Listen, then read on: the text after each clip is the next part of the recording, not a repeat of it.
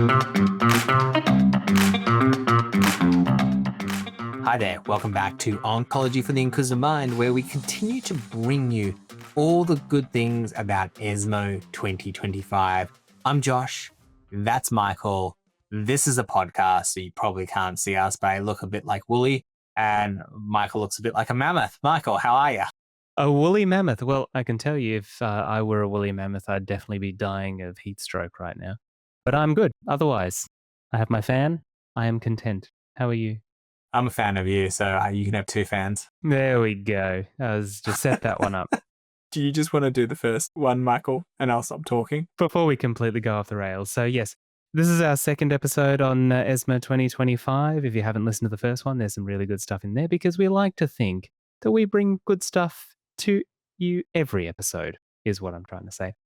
Also, we didn't say this last time, but we should really thank our friends at MSD who very kindly provided virtual access for ESMO in 2025 to enable us to watch virtually all the way here in the great nation of Australia. And of course, the usual disclaimers there apply. But let's crack on. I'm just going to get going, Josh, because we said we wouldn't go off the rails and we already have. So, today, we are going to be tackling three mammoth topics. We're going to be talking about early breast cancer. We're going to be talking about metastatic breast cancer. And we are going to be talking about gynaecological cancer. And I might say right from the beginning, very happy that gynae cancer got a presidential nod this year. I think that's always great to see. But we'll start at the beginning. I hear that's a very good place to start with early breast cancer. And just like last week, we're going to crash through the nominees before spending a bit more time on the winner. And if you were at ESMO, you probably know what the winner in this category is anyway. But the favorite trial for early breast cancer, here we are, the nominees. The first nominee is the risk of recurrence score after neoadjuvant ribociclib plus endocrine therapy in clinically high risk ER positive, HER2 negative breast cancer. This is preliminary analysis from the SOLTI-RIBOLARIS trial. I'm sure I gave that a bit too much sauce, but anyway. So the idea behind this is that neoadjuvant chemotherapy for hormone receptor positive breast cancer is one of the few, shall we say, failings of neoadjuvant therapy, or the few times that it hasn't really lived up to expectations. I think, Josh, from memory, the PCR rates for hormone receptor positive breast cancer in neoadjuvant are something in the order of 10 to 20% as compared to like 60 to 70% in the other subtypes when properly treated. What we're starting to see is the emergence of a neoadjuvant chemo-free regimen with endocrine therapy and a CDK4/6. Now, there is a risk of recurrence score, which is based on PAM50 genotype screening. And the idea is, I think this is the basis of Oncotype DX and a lot of those other risk scores. But the idea would be, can you actually reduce this score with neoadjuvant endocrine therapy and CDK4/6 with ribociclib?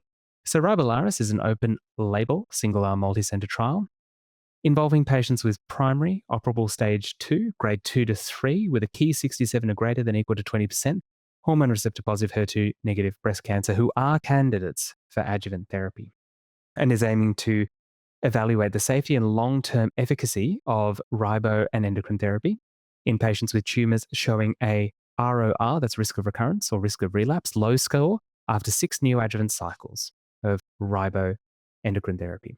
Now, we are still going to be waiting for the long-term outcomes, but this is a pre-planned interim analysis that analyzes safety and efficacy after 686 surgeries, and they expected at least 40% of patients to achieve an ROR low score after neoadjuvant therapy.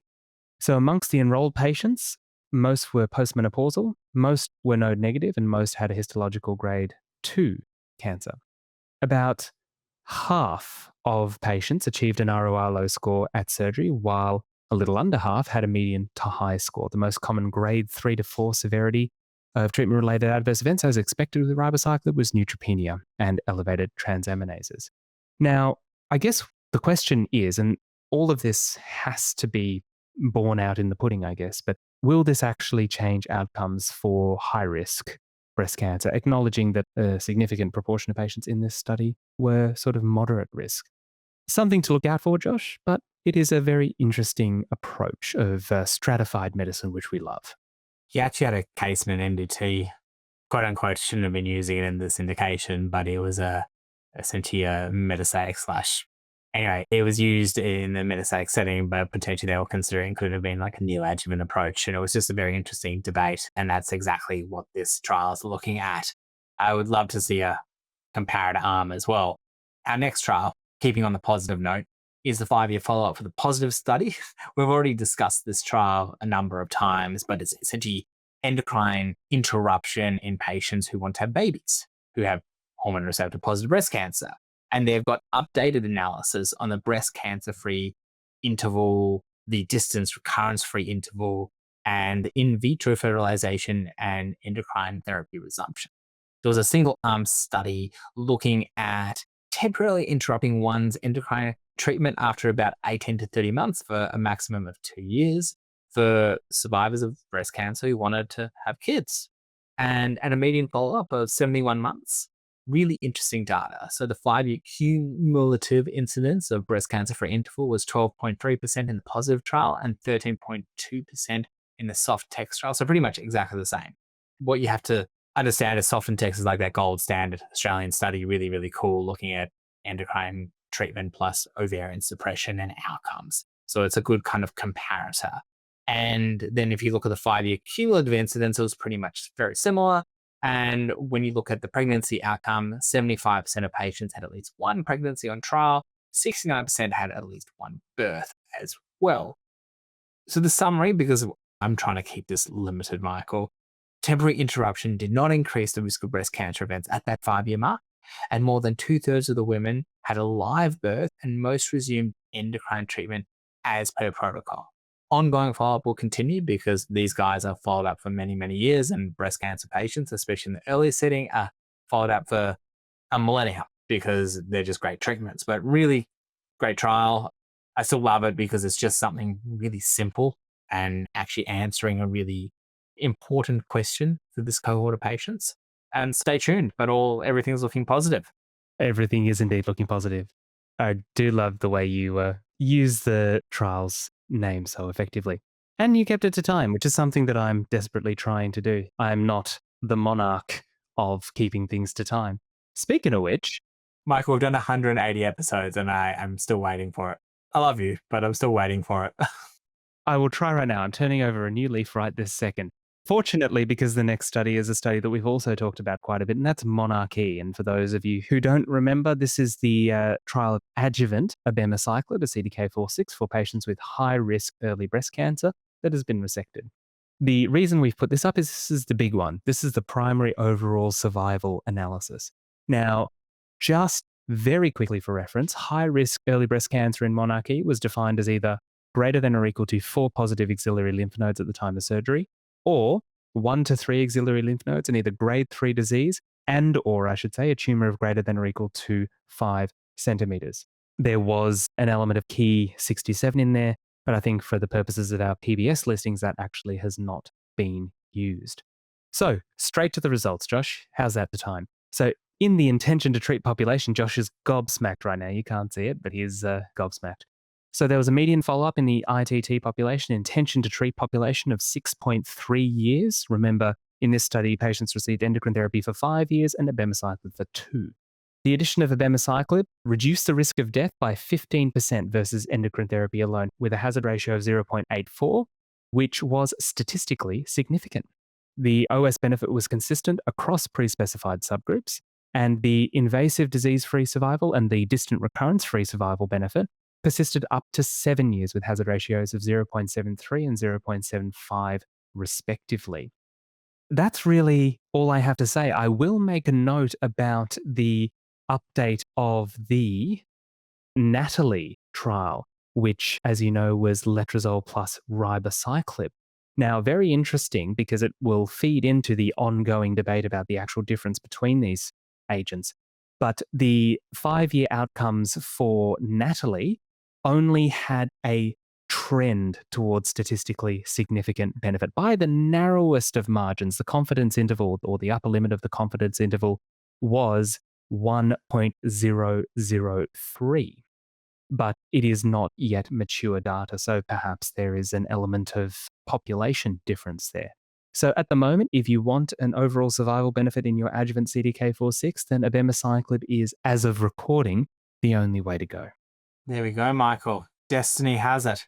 Moving on to our next nominee. Trastuzumab deruxtecan versus trastuzumab emtansine. TDXD versus TDM1 in high-risk HER2 primary breast cancers with residual invasive disease after neoadjuvant therapy. This is TDXD coming for TDM1's lunch money. If you don't remember, TDM1 had a hazard ratio of 0.5 versus Herceptin in those with residual disease. Has its tox because it's an antibody drug conjugate, but really, really interesting. So this is an interim analysis, and you're hearing it probably for the third time. For me, I'm hearing it for the first time in my voice. So patients were randomized to either TDXD or TDM1. TDXD was given every 3 weeks for 14 cycles. Primary endpoint was invasive disease-free survival. Is that an okay? Yeah, probably, because people are going to live for so long. Could have had progression-free survival. Look, I'm just nitpicking here from an abstract. So after data cutoff, 1,600 patients were randomized. Median study duration was 29 months. We need longer. And the invasive disease-free survival was statistically significant with a hazard ratio of 0.47. And the BMFI, Michael, my daughter has kept me up, but that's the brain metastases-free interval. Improvement was also clinically meaningful with a hazard ratio of 0.64. Really interesting. So it's extending its superiority with those with residual disease, but there are interesting questions here. I'll keep it brief. First of all, costs. It's going to be uber expensive, even probably more uber expensive than TDM1 because it's newer. Long-term efficacy and just really tolerability because, this is now much better than Herceptin, but Herceptin people could set and forget, and we still use it because some people don't tolerate. So it's just really interesting question, Michael, but it is probably eventually going to become a standard of care. Absolutely. And Josh feels so strongly about this that he's just slammed a fist on the desk. I did. I took that one after you, Michael. And give us 5 stars, guys, because Michael's got beautiful brown eyes. Josh just can't resist, can he? But yes, you really got to feel for TDM1 because it was king of the hill for so long, and now TDXD is taking its lunch money in all of the areas. But TDXD is not content with bullying TDM1, no, because our winner for our favorite early breast cancer trial, and the one that we'll spend a little bit more time on, is Destiny Breast 11, which is neoadjuvant trastuzumab deruxtecan alone, or followed by paclitaxel, trastuzumab, and pertuzumab, so TDXD THP, versus standard of care, which of course is an anthracycline-based chemotherapy with anti-HER2 therapy for high-risk HER2-positive early breast cancer. This was a presidential selection, and very, very deservedly. This is probably one of the ones that everyone was looking forward to in the lead up to ESMO. So the background, current neoadjuvant HER2 positive early breast cancer standard of care is trastuzumab and pertuzumab, Herceptin and Perjeta, concurrently or in sequence with polychemotherapy. That's the first time I've seen that word polychemotherapy, but I quite like it. Basically, the study schema for this study was patients who had previously untreated early breast cancer with HER2 positivity. They could be hormone receptor positive or hormone receptor negative and were high risk as defined as greater than or equal to T3 and N0 to 3, or any T stage with N1 to 3 disease, or inflammatory breast cancer. And that's important because inflammatory breast cancer is very frequently excluded from these sort of studies. They were randomized 1 to 1 to 1, about 320 patients in each arm, to receive either TDXD for 4 cycles, followed by THP for 4 cycles, standard of care, dose dense AC, followed by THP, 4 and 4 cycles again, or TDXD alone for 8 cycles. Now, that third arm we're going to leave for a bit because it was slightly non-inferior to standard of care, but obviously there are toxicity considerations as well. Now, a couple of other background notes. So we know that PCR is a prognostic factor for event-free and overall survival with HER2-positive breast cancer. And with existing standard of care regimens, the PCR rate is about 39 to 64%, depending on the study. And it is lower in ER-positive disease, as we've said. And standard of care regimens, as we know, have acute and long-term toxicity. So the results. So PCR rates in the combined TDXD THP arm were 67.3% versus 56.3% in the chemo arm. That is a delta PCR rate, a difference in PCR rate of 11.2%, and this was statistically significant. And notably, this was also noted in patients with hormone receptor positive disease, with a PCR rate of 61.4 compared to 52.3%, which I thought was quite high in the standard of care arm. And it was even higher in the hormone receptor negative arm, 83% compared to 67%. There was also an early favorable EFS trend. Obviously, we're nowhere near getting an overall survival trend, but you'd have to assume, given the PCR data, that will be positive as well. The RCB rate of 0 to 1 was 81.3 compared to 69.1. So you're having fewer patients with significant residual disease. And as mentioned, the early EFS hazard ratio is 0.56. So we would expect it to be statistically significant, I should say, when it is mature. In terms of adjuvant therapies, these were similar between both groups according to the PCR rate. And it was interesting, however, given that this was a global trial, there were significant differences in the level of access and use of TDM1, which was less than 60% in both arms. Now, interestingly, this is probably a positive thing from a toxicity perspective, there were lower rates of interstitial lung disease and lower left ventricular ejection fraction in the experimental arm. So we're seeing a regimen, in summary, that is less toxic and more effective. So it's really a win-win. I think it would have been interesting if they had compared TCHP, and this was something that was brought up in the discussion, as opposed to dose-dense AC, because a lot of places are using that more as a standard of care in all but the highest risk breast cancers, but this was aiming at higher risk patients. A couple of limitations before we close out this particular section. There were few Black or African American women. Unfortunately, that is a significant issue and a persistent issue in a lot of oncological studies, that African American or people from Africa are poorly represented. And there were higher rates of patients not commencing therapy in the control arm who were then classed as non-responders, which theoretically could skew the results, but we're talking very small numbers here. So is this a death knell for doxorubicin cyclophosphamide in this space?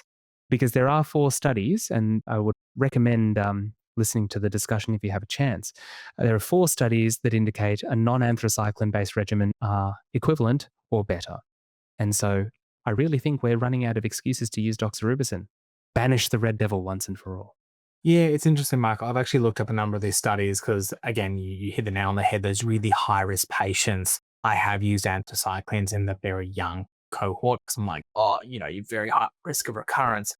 I think with the arms, though, I wonder if it would have been worthwhile doing just TCHP as opposed to, they've got AC here, right? And so, of course, the tox is going to be higher. But if you did TCHP as opposed to dose-dense AC TCHP, I feel that would have been a better standard of care arm. And that's a question that I think a lot of people are asking about this study. It's an equivocal tox. And then when someone dies, not that it's common, but people can die from this stuff. You have to ask yourself the question, was without overall survival data, and yes, I know PCR is a good correlate, are we causing problems? Then what do you do if they still have residual disease? Because we've used TDXD. Do you go to TDM1? Do you just continue with Herceptin? Well, they did use TDM1, or there was the option to use TDM1 in this space. But you'd think that would be doing a number on your heart if you're having that much exposure to anti-HER2 therapy. Anyway, just some questions. And I also noticed one last thing, the TDXD arm alone, did they include all of that data? So it was closed early on the basis of IDMC recommendation due to inferior PCR rates in the early recruitment phase compared to standard of care. I think that is where the comparison to TCHP would be really interesting if you could go completely chemo-free and just go TDXD in the neoadjuvant space for 8 cycles. Interesting stuff. So I agree. I like the trial. So well done. Good description. And of course, well done to the people who actually did it rather than just parroted the result. Let's move right along, Josh, and move to metastatic breast cancer. Would you like to give us the first nominee? Yes, step right down. Thank you so much for coming. You've done such a great job today. So the first trial is giredestrant, which is an oral selective estrogen receptor antagonist and degrader, plus everolimus in patients with hormone receptor positive, HER2 negative advanced breast cancer. This is the metastatic setting we're talking about. previously treated with a CDK4/6 inhibitor. It's the primary result of a phase 3 evERA breast cancer trial. So it's like, what do you do second line? I think that's what they're actually asking. So the patients had to have progressed on a CDK4/6 inhibitor. They were then randomized to either giredestrant or the standard of care endocrine treatment, which is exemestane, fulvestrant, tamoxifen, plus everolimus until PT. I mean, that's an interesting one in itself, the standard of care arm in that cohort, because now we have capivasertib, which has come on the market for those that have a, AKT mutation. You've also got people that switch to fulvestrant and continue the CDK inhibitor. So the standard of care arm is an interesting one in itself. The primary endpoints, I know it could be this simple, Michael, I'll stop. Primary endpoints was investigator progression-free survival for those with detectable ESR1 mutation and the intention to treat. And here we go, we've got the data points. So the median invasive progression-free survival is 9.99 months in the ESR mutant positive population. And in the standard of care arm, that was 5.4 months. In the intention to treat, that was 8.7 versus 5.4 months as well. The hazard ratio was positive for both of these. So even those that did not have an ESR1 mutation did benefit from giredestrant as well. The interim overall survival was reached in the standard of care, which you'd expect. It was 21 months versus 26 months in those in the intention to treat. So you'd expect there to be overall survival limitation because it's just you're moving to another endocrine arm. And the median months for the other two had not been reached, but it was at least sort of 20 months in the giredestrant arm as well. So the conclusion has shown statistically and clinically meaningful improvements in invasive progression-free survival in this cohort of patients post-CDK4/6 for both the ESR1 mutant and the intention to treat population. So the ESR1 mutant is coming to a fore. Questions include how long were people on CDK4/6 inhibitors? Lots of questions in this cohort of patients, but there's definitely lots of interesting second-line options coming out that are no longer, or really be either switching the backbone or moving to chemo. You made a good point with capivasertib in the ESR1 space. So it's suddenly becoming a very crowded space. You might say that alternative options are in the ascent, just like our next study. See, I can do it too. Our next nominee, and this was very, very close to being a winner in my opinion, are the primary results of ASCENT-03, which is a randomized phase 3 study of our old friend, sacituzumab govitecan, I think potentially one of the OG antibody drug conjugates, versus chemotherapy in patients with previously untreated advanced triple-negative breast cancer who are not eligible for PD-L1 inhibitors. So this is looking at patients who have, as mentioned, a PD-L1 CPS of less than 10 who were excluded from the pivotal Keynote 355 study. And it's worth noting, I think what will be very interesting if I could digress just for a millisecond, is it's going to be very interesting to find the results of the ASCENT-04 trial, which is actually combining SG with Pembro compared with chemo and Pembro. I think that will be very interesting as well. So basically, centrally confirmed PD-L1 negative metastatic triple negative breast cancer, and they got chemo, either paclitaxel, nab-paclitaxel, or carbogen versus sacituzumab govitecan. And the results are that with a median follow-up of 13.2 months, SG showed a significant improvement in median progression-free survival versus chemo 9.7 versus 6.9 months, with a statistically significant hazard ratio of 0.62. Median duration of response was higher, 12.2 compared to 7.2 months as well. And of course, overall survival data are immature. And I will just say that having immature overall survival data for a triple-negative breast cancer study is great. I'm reminded of the Matterhorn study from earlier this year in gastric cancer, where first presentation of it at a major conference, and they went straight to the mature overall survival data because outcomes are still terrible for that disease. But having immature overall survival data for triple-negative breast cancer is fantastic. So SG, definitely an option and another chemo-sparing option for patients, and particularly patients who have been left out in the cold a little bit following the immunotherapy revolution in triple-negative breast cancer. That's it, Michael. And I don't have anything to segue to our winner of this particular segment. No, this one was going to be a tricky one. Yeah, I was gonna be like, oh no, got nothing. So this is datopotamab. So first line datopotamab deruxtecan, so Dato-DXd, versus chemotherapy for locally recurrent, inoperable, or metastatic triple. I think there's a bit of an error there in our notes. Triple negative breast cancer for whom immunotherapy was not an option. This is the primary results of the phase 3 Tropion Breast 02. Are you ready? I am so ready, Josh. Got your hat on? Okay.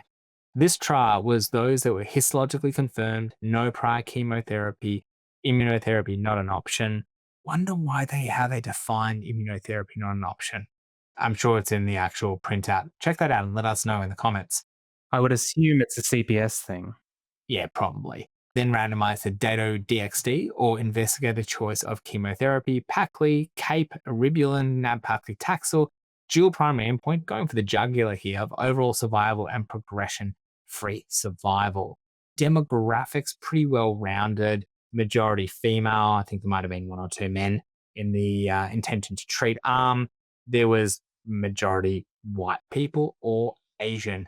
Good performance status, and about 30% was de novo, the prior disease-free interval. And this is always important in breast cancer because those that respond well to early treatments or don't progress or recur within 12 months generally have better outcomes. For those that had greater than 12 months is about half, and then the rest of sort of less than 12 months is about half. So a relatively high risk cohort of patients. PD-L1 status low in about 90% and positive in about 11%. And Mets most had visceral, a third had liver. Let's just keep moving because you guys probably don't care about that. Response by blinded independent clinical review. So objective response rate was 62% versus 30%. Pretty decent.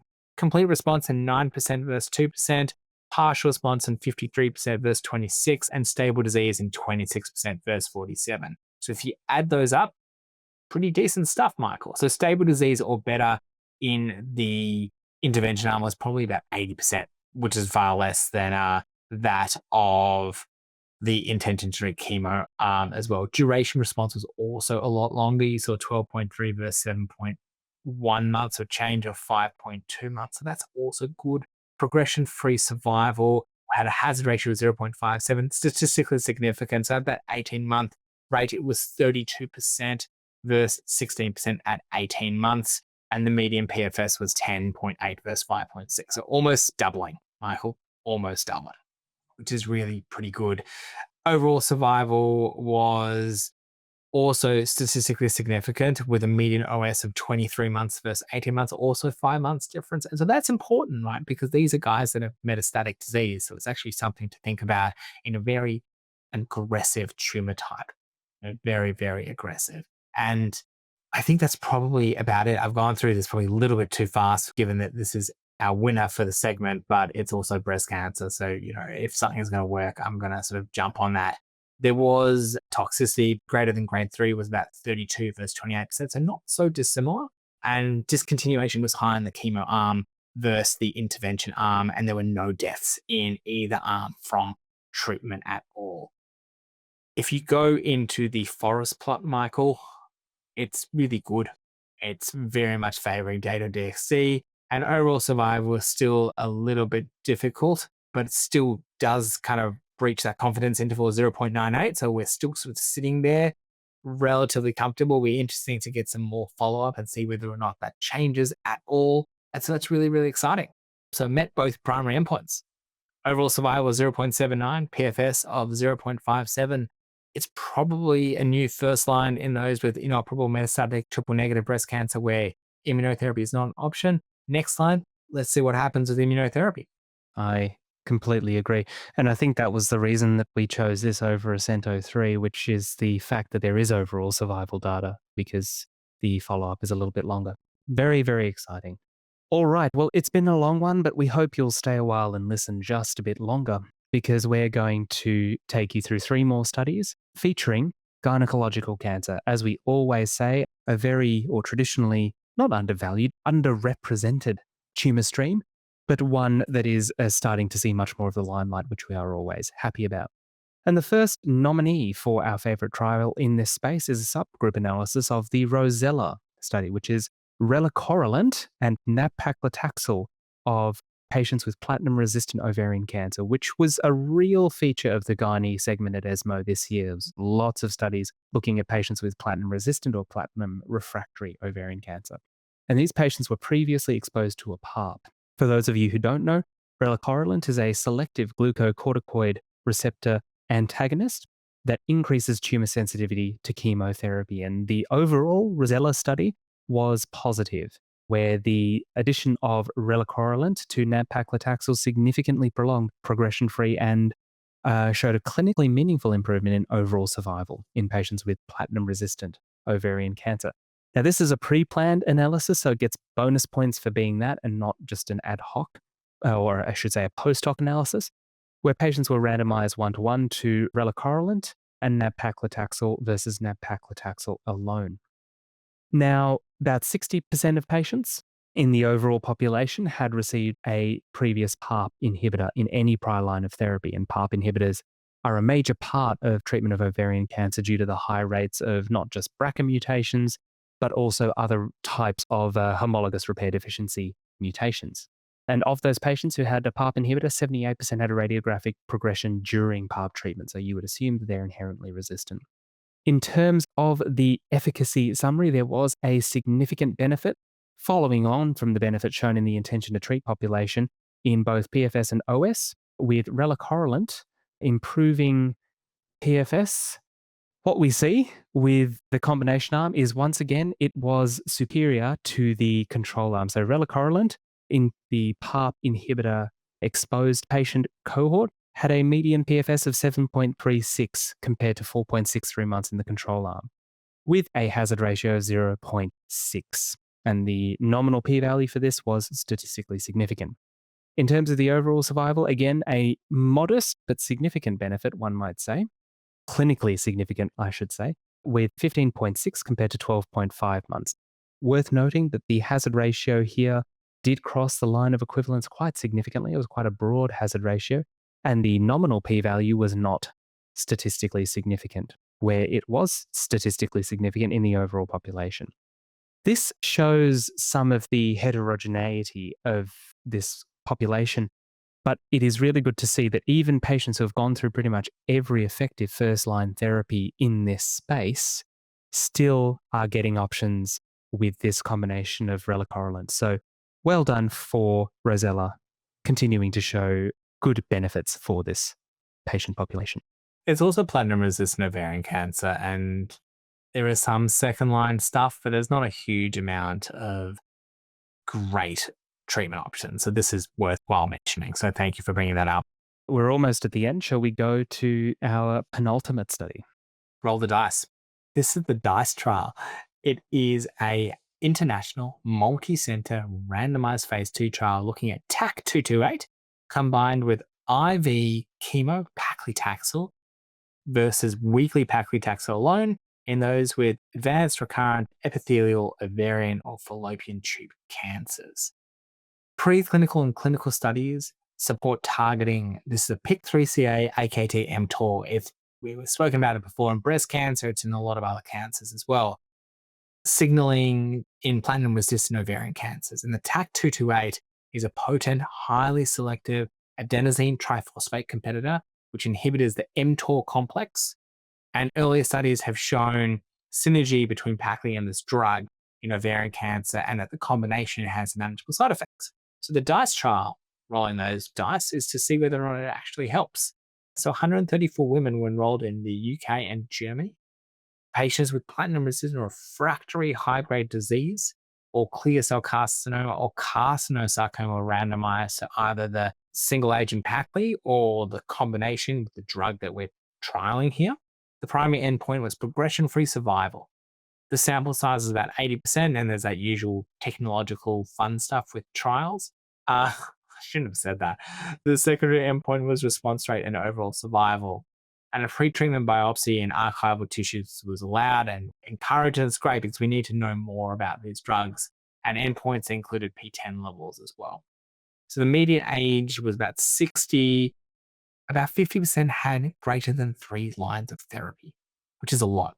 18% had had a prior taxane, and the addition of TAC-228 to paclitaxel had a statistically significant improvement in progression-free survival at the 10% level. So a hazard ratio of 0.66, and grade 3 to 4 events were sort of 7% versus 6.6, so somewhat similar, marginally higher with the TAC-228.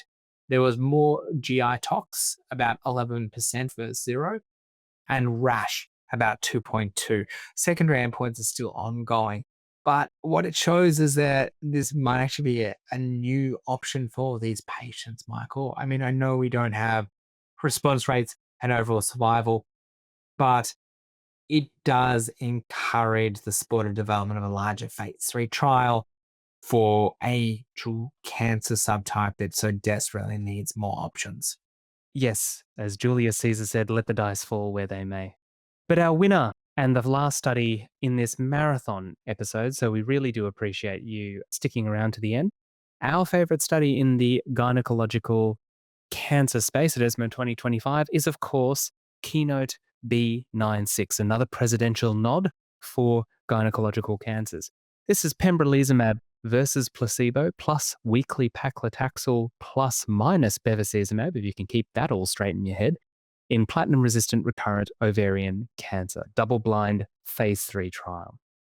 Now, the background here is that pembrolizumab combined with weekly paclitaxel has demonstrated anti-tumor activity and manageable safety. I think we can say that we sort of know how pembro acts at this point in previous phase 2 studies, and this is the phase 3 confirmatory study that pembro is the good stuff. Because interestingly, aside from perhaps DMMR endometrial cancer with dostarlimab, gynae cancers and the fantastic cervical cancer study from last year's ESMO, immunotherapy has not really gained much of a purchase in the space.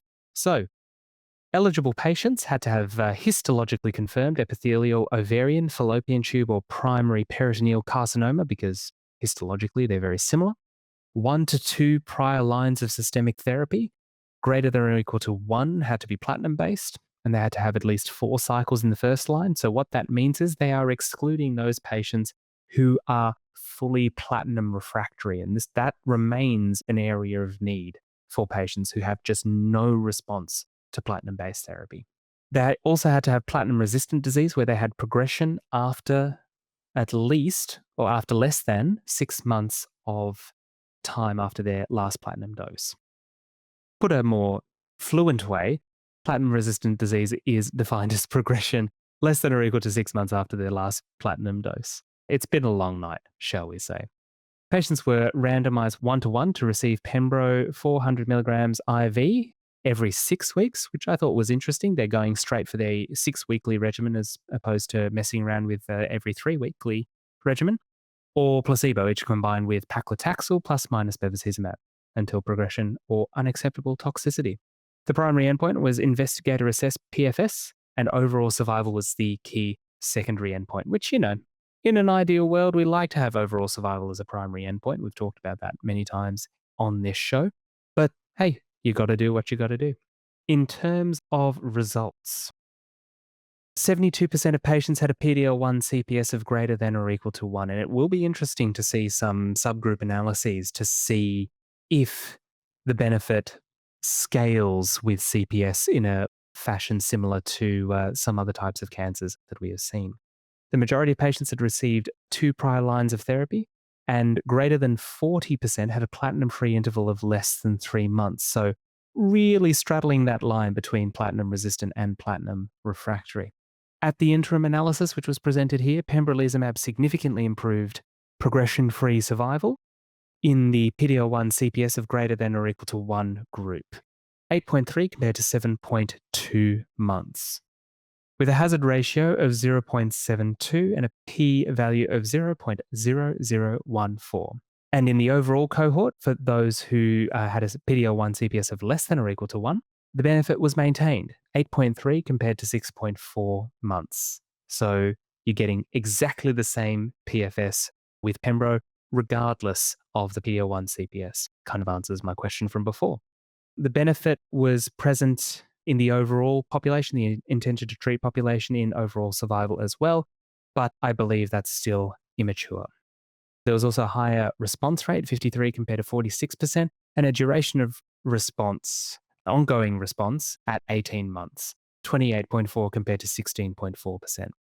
Unexpectedly, there were no new safety signals. It's worth noting there were 2 deaths in the combination group, one from colitis and one from pneumonitis, which, while tragic, is probably roughly what we would expect when you're giving 322 patients immunotherapy. So, takeaways from Keynote B96, a fantastic study, well-deserved presidential presentation, well-deserved winner of our favorite gynae cancer study. We still do need effective treatments for those patients who are truly platinum refractory, but this is a good step in the right direction. And it would be interesting to see an immunotherapy trial in those very high-risk patients, but probably, I would think, Josh, a new standard of care for this patient population. So that wraps up our second episode on ESMO 2025. We do appreciate you sticking around with us to the end, and we hope you'll join us next time because we are diving into some of the more aggressive subtypes. We're talking lung cancer, we're talking neuroendocrine tumors, and we are talking melanoma. It's going to be another jam-packed episode, but we hope you'll join us then. Thank you for listening to this episode of Oncology for the Inquisitive Mind, produced by ADC Productions, with the assistance of education grants from Pfizer, Gilead Pharmaceuticals, and Merck Pharmaceuticals. As always, these companies do not receive early previews or editorial input of any kind. The opinions expressed in this episode are our own, and the facts are, well, the facts. If you liked this episode, please consider subscribing to be among the first to hear our latest forays into the ever-changing world of medical oncology. You can find previous episodes of our show, including coverage of major conferences, interviews with world-renowned experts, and much more at inquisitiveonc.com. If you would like a particular subject covered on the show, drop us a line at inquisitiveonc@gmail.com.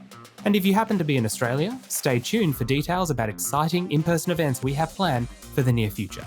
Thanks for listening, and we look forward to demystifying oncology again next time.